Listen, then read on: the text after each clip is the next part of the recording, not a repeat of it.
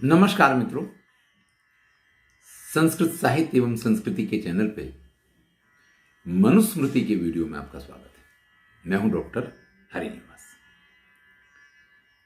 बात राजनीति की चल रही है, लेकिन राजनीति यानी सिर्फ राजा से संबंधित नहीं होती है।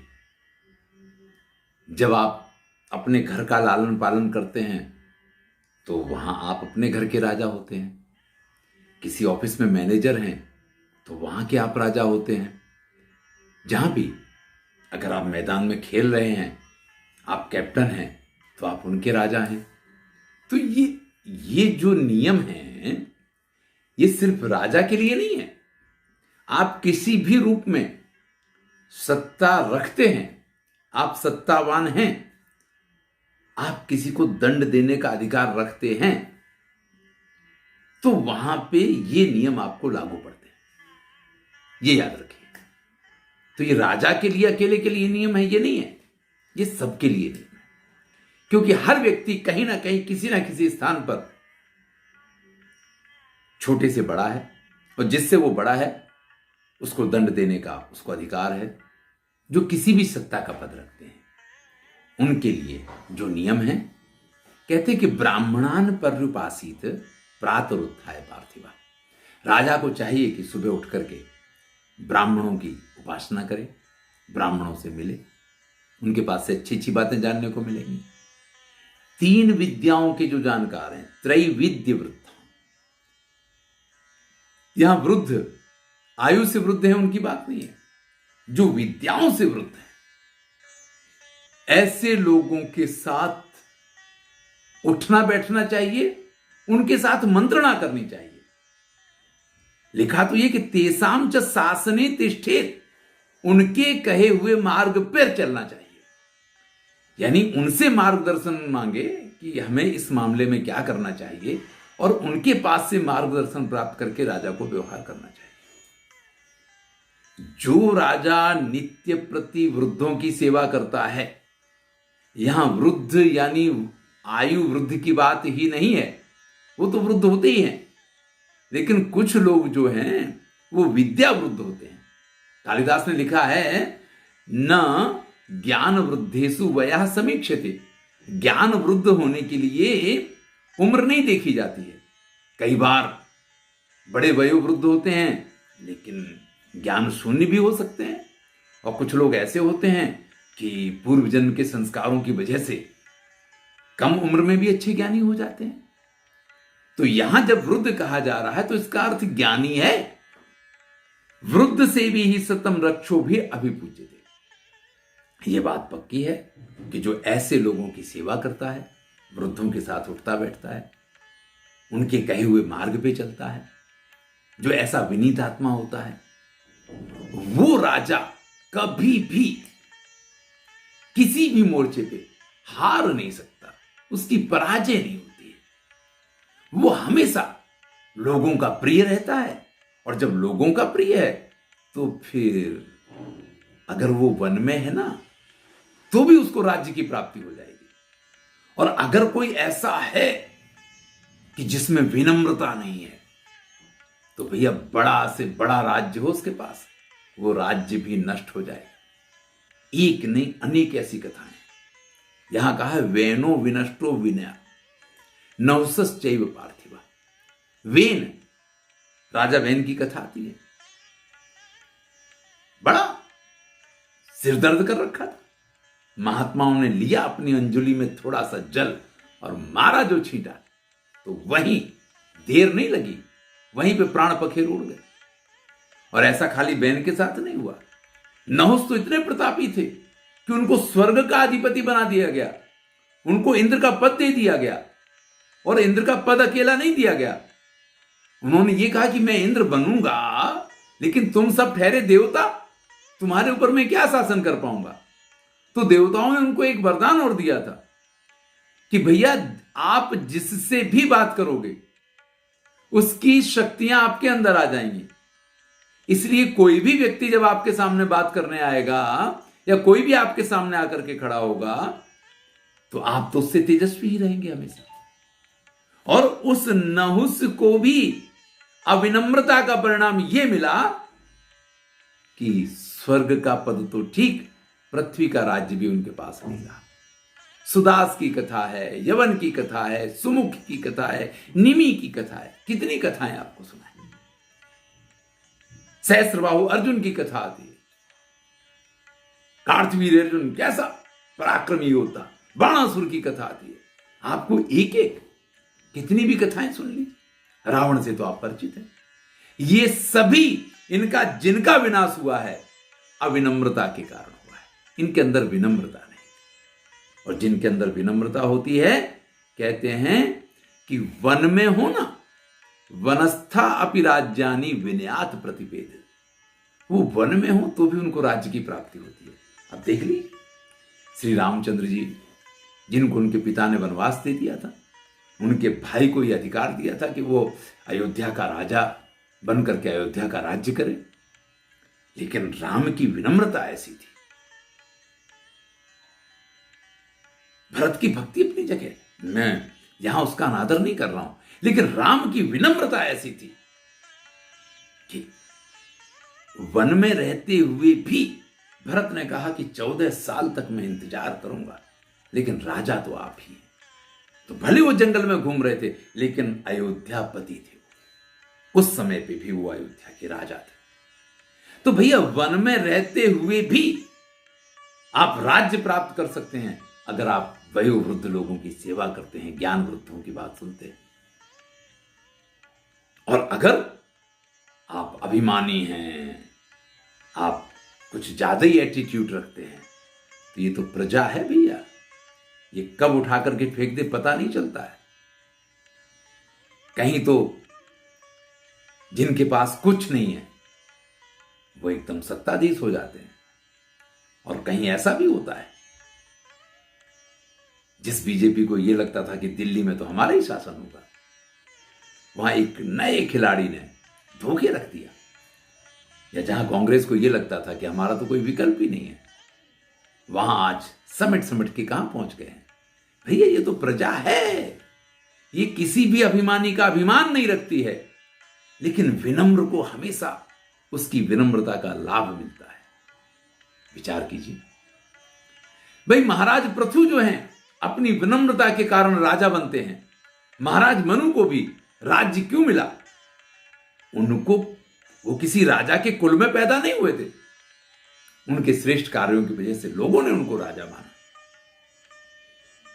कुबेर देवताओं के भी धनाध्यक्ष बन गए अपनी विनम्रता के कारण।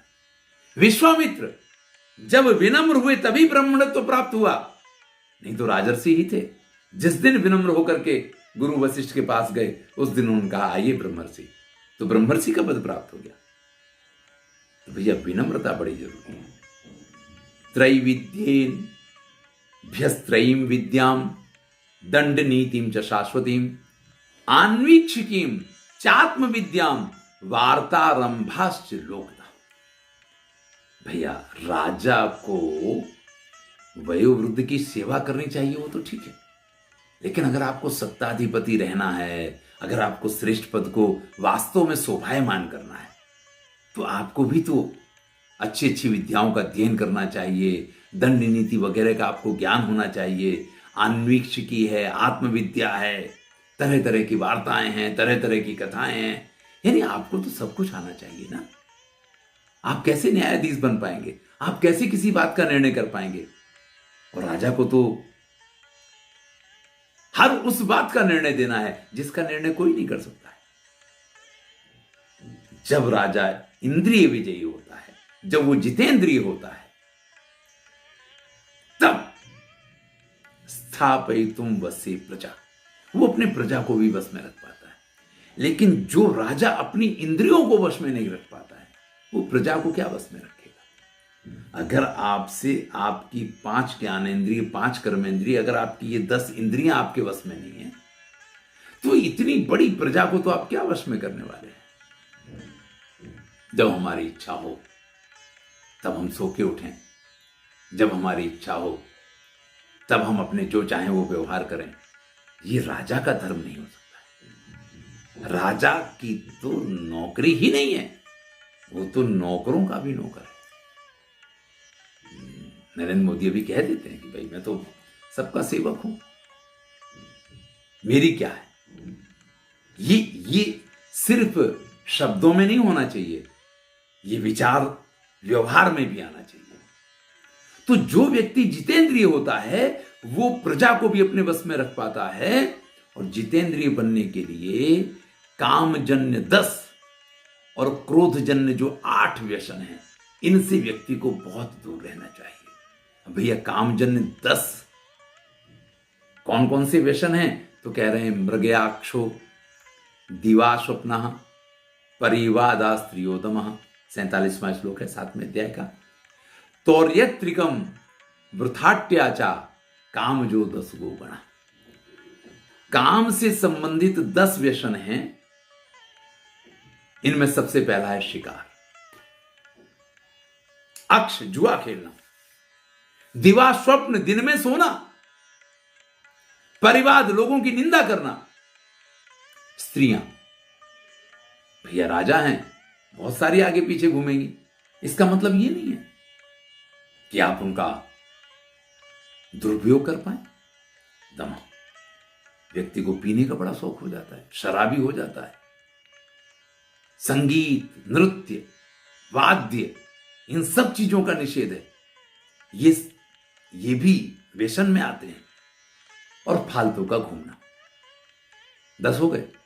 शिकार, जुआ, दिन में सोना, लोगों की निंदा करना, स्त्रियों का साथ करना, नशा करना, गीत, संगीत और नृत्य, इसके चक्कर में बने रहना। और वृथाट्या, फालतू में इधर से उधर घूमना, ये काम संबंधी 10। भैया आप कहेंगे कि फालतू में इधर उधर घूमना, हाँ, जब ये होता है तो कहां से कब कैसे मौका मिलेगा, क्या करेंगे, कैसे एक बार हमें चांस मिल जाए, इसी चक्कर में व्यक्ति पागल बना रहता है, फील्डिंग बढ़ता रहता है। तो ये काम संबंधी हुए। क्रोध संबंधी 8 दुर्गुण है, 8 व्यसन है। पैशुन्यम, पशुता, साहसम, आजकल तो साहस एक गुण हो गया है, लेकिन हमारे प्राचीन भाषा के अनुसार साहस एक दुर्गुण हुआ करता था। कोई बलात्कारी जिसको आज आप कहते हैं उसको साहसी कहा जाता था, या जो आत्महत्या करना चाहे उसको साहसी कहा जाता था। तो साहस यहां दुर्गुण था। द्रोहम, किसी के साथ शत्रुता रखना, ईर्ष्या रखना, असूया रखना। और अर्थ दूषणम, दूसरे के ऊपर आरोप लगाना। वागदंडजम, कठोर वाणी का उपयोग करना। कई बार लोग गाली गलौज करते हैं, उसको वागदंड कहते हैं। और पारुष्यम, कठोर व्यवहार। ये क्रोध के कारण आने वाले, जब व्यक्ति क्रोध में होता है ना, तो पशु जैसा व्यवहार उसका हो जाता है, फिर इंसानियत खत्म हो जाती है। क्रोध में आकर के वो साहसपूर्ण कार्य कर सकता है कि ठीक है, अब तो जो होगा देखा जाएगा, आज तो बस खुद को मार डालेगा। द्रोहम, अब क्रोध है तो सामने जिसके ऊपर क्रोध आएगा वो शत्रु जैसे दिखाई देगी। क्रोध है तो ईर्ष्या, असूया, ये जितनी बातें, दूसरों के ऊपर आरोप लगाना, ये सब क्रोध के लक्षण। गालियां देना, कठोर व्यवहार करना। तो भैया ये 8 दोष क्रोधजन्य हैं। इससे पहले 10 दोष कामजन्य बताए। फिर ये कहते हैं कि इन दोनों का जो मूल है वो तो लोभ है, जिसको आज आप लालच कहते हैं, जिसके चक्कर में आदमी भ्रष्टाचार करता है। वो कई प्रकार का हो सकता है, उसकी तो कोई समीक्षा ही नहीं की जा सकती कि 10 तरीके का कि 8 तरीके का। कभी धन का लोभ हो सकता है, कभी पद का लोभ हो सकता है, कभी संतान की विकास का लोभ हो सकता है, कभी नाम का लोभ हो सकता है। तरह तरह के लोभ हैं कि मेरा नाम हो जाए, इसके चक्कर में भी मुझे धन मिल जाए, मेरी संतान सुखी हो जाए, मैं सुखी हो जाऊं। इतने प्रकार के लोभ हैं। तो भैया सबसे पहले लोभ का परित्याग करना चाहिए, ऐसा महाराज मनु कहते हैं। अब जरा इससे आगे बढ़ के कहते हैं कि कामजन्य जो 10 है ना, उसमें से 4 बड़े खतरनाक हैं। एक तो पान यानी पीना, दूसरा अक्ष यानी जुआ खेलना, तीसरा स्त्री और चौथा शिकार। ये 4 व्यसन जो है ना, यथाक्रमम क्रमशः खतरनाक है। यानी पीने वाला तो फिर भी थोड़ा समझदार हो सकता है, लेकिन जुआ खेलना उसने शुरू किया ना, तो फिर तो पीना पिलाना तो ठीक है, उसमें वो सब कुछ घुमा सकता है। और जुआ ना खेल रहा हो, किसी स्त्री के चक्कर में पड़ जाए तो भैया तो फिर तो कुछ भी हो सकता है। और इन सबसे भी खतरनाक है शिकार। खैर अब वो तो नहीं हो पाता है, लेकिन आजकल व्यक्ति कुछ अलग ढंग से शिकार करता है। शिकार के चक्कर में तो बना ही रहता है, क्योंकि तो उसका शौक होता है। इसी प्रकार से जो क्रोध से लगने वाले 3 दोष महान माने गए, यानी कठोर दोष माने गए। एक है दंडस्य पातनम, दूसरे को मारना, वाक् पारुष्यम, दूसरे को गाली देना, और अर्थ दूषण, दूसरे के ऊपर आरोप लगाना। और ये भी तीनों जो है क्रमशः, यानी किसी को मारना ये तो आप नजदीक होंगे तभी हो संभव है, लेकिन गालियां तो आप कहीं से भी दे सकते हैं, अरे वो तो बड़ा बुरा आदमी है, वो तो ऐसा है। और आरोप तो फिर आप ये मान लीजिए कि कहीं से भी लगा सकते हैं, उसके लिए तो आपको, तो ये जो है क्रोध जन्य 3 भयंकर दोष माने गए। भैया व्यक्ति को चाहिए कि इन दोषों से, इन व्यसनों से बिल्कुल दूर रहे। पूर्वम पूर्वम गुरुतरम, भैया इनमें अगर आप चर्चा करेंगे तो एक से बढ़ के एक हैं। आप किसी के बारे में ये नहीं सोच सकते कि ये तो चल जाएगा। जैसे भी मैंने कहा कि चलो शराब पी रहा है तो फिर भी वो थोड़ा कब्जे में आ सकता है, समझाया जा सकता है। नहीं भैया, यहां शास्त्र ये कह रहे हैं कि सब एक से बढ़ के एक हैं, इन सब से दूर रहना चाहिए।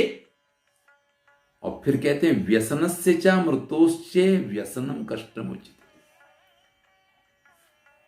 व्यसनस्य च मृत्योश्च व्यसनम कष्टमुचित। भैया व्यसन और मृत्यु, इन 2 में से अगर आप देखने जाए ना, तो मृत्यु उतनी कठिन नहीं है, व्यसन ज्यादा कष्टकर है। देखिए मृत्यु तो एक बार आती है, और आई तो आई, फिर कोई पीड़ा और फिर कुछ नहीं रह जाता है। लेकिन जब आदमी व्यसनी होता है तो पी के कभी नाली में पड़ा होगा, पी के कभी किसी की गालियां सुन रहा होगा, पी के जो कुछ उसके साथ नहीं हो वो सब कुछ उसके साथ होगा। किसी स्त्री के संग में पड़ गया तो भी उसकी क्या क्या दशाएं होती हैं। दूसरी तरफ श्रृंगार शतक के वीडियो चल रहे हैं, आप सुनते हैं कि इसके आगे किसी की नहीं चलती है। जो सिंह को भी अपने बस में कर ले, जो हाथी को भी अपने वश में कर ले, वो भी इनके वश में आ जाता है। तो भैया ये सारी चीजें तो इस प्रकार की हैं कि सभी व्यसन एक से बढ़ के एक हैं। और अगर आप इनमें से किसी भी व्यसन के चक्कर में पड़ गए तो वो मृत्यु से ज्यादा आपके लिए कष्टदायक होगा, ये कहा जाता है। व्यसन में पड़ा हुआ व्यक्ति नीचे नीचे और नीचे गिरता चला जाता है। मतलब स्वर्यात्य व्यसनी मृता, आप ये मान लीजिए कि मृत्यु में तो एक बार मृत्यु होती है, लेकिन इस व्यसन में तो हर घड़ी मरना पड़ता है। मान लीजिए आप मदिरा का पान करके निकल लिए, तो कोई आपको थप्पड़ भी मार सकता है अपमान करने के लिए, कोई आपको गाली भी दे सकता है। तो ये हर स्थिति में ये है क्या, बच्चे भी आपकी बात नहीं सुनते, वो भी आपकी अवमानना कर देते। ठीक है शराबी है, बोलता रहता है, वो भी आपको नहीं सुनेंगे। तो हर जगह एक बार मृत्यु का सामना करना पड़ेगा। ऐसा आप सभी हर व्यसन के लिए ऐसा मान सकते हैं। तो भैया व्यसनों से राजा को दूर रहना चाहिए। और एक बात और कहते हैं कि जो बुद्धिमान हों, जो शास्त्रों के जानकार हों, जो सूरवीर हों, जिनको जो चाहिए वो उनको प्राप्त हो गया हो, ऐसे लब्ध लक्ष्य हों, उत्तम कुल के जो लोग हों, ऐसे लोगों को कितने 8 वा 7 या 8 अपने मंत्री बनाने चाहिए। चलिए अब इन मंत्रियों को, इनके गुणधर्म क्या होने चाहिए, इनको क्या काम करना है, कैसे करना है, इनसे कैसे काम लेना है, ये सब चर्चा हम अगले वीडियो में करेंगे। अभी हमने जो बात की है, देखिए जीवन में ये राजा के लिए अकेले नियम है, ये तो बात मानने वाली है। जितने ये दुर्गुण कहे गए हैं, चाहे वो काम से संबंधित हो, चाहे वो क्रोध से संबंधित हो, चाहे वो लोभ से संबंधित हो, हर व्यक्ति के लिए ये परेशानी के कारण है। हर व्यक्ति इनके कारण दुखी रहता है, क्योंकि ये व्यसन है।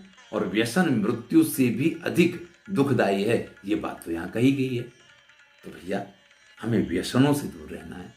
और विशेष करके अगर आप किसी सत्ता मंडल में हैं तो आपको विशेष इस चीज का ख्याल रखना चाहिए, क्योंकि जब आप सत्ता मंडल में है ना तो आपकी जवाबदारी विशिष्ट बनती है। और उस स्थिति में अगर आप अपनी इंद्रियों पे काबू नहीं रखते हैं, अगर आप अपने मन पे काबू नहीं रखते हैं, अगर आप इस प्रकार से व्यसन में पड़ते हैं, तो इससे सिर्फ आपका बुरा नहीं होता है। आप जिस सत्ता पे हैं, आप जिस स्थान पे हैं, आपके आसपास जितने लोग हैं, उन सबको इससे परेशानी होती है, उन सबको इससे पीड़ा होती है, वो सब इसकी वजह से हैरान होते हैं। इसलिए जो सत्ता पे हैं उनको विशेष इस चीज का ख्याल रखना चाहिए, या आज जो विद्यार्थी हैं कल अगर वो सत्ता पे पहुंचते हैं तो उनको इन बातों का ध्यान रखना चाहिए। धन्यवाद। मैं हूं डॉक्टर हरिनिवास। आनंद लीजिए। अगर आपको ये वीडियो अच्छे लग रहे हैं तो अपने किसी एक मित्र के साथ इसको शेयर अवश्य करें और उससे भी कहें कि उस चैनल को आगे बढ़ाए, जिससे कि कुछ अच्छी बातें कुछ ज्यादा लोगों तक पहुंच जाए। धन्यवाद।